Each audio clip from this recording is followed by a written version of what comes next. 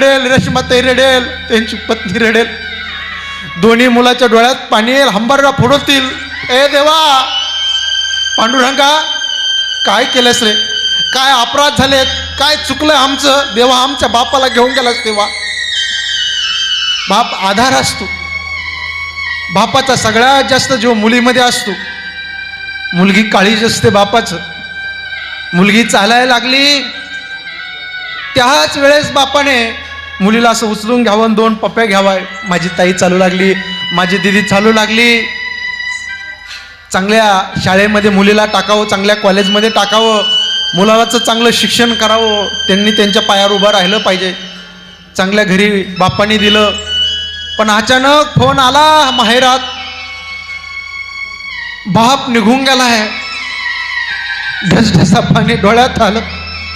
देवा पांडुरंगा काय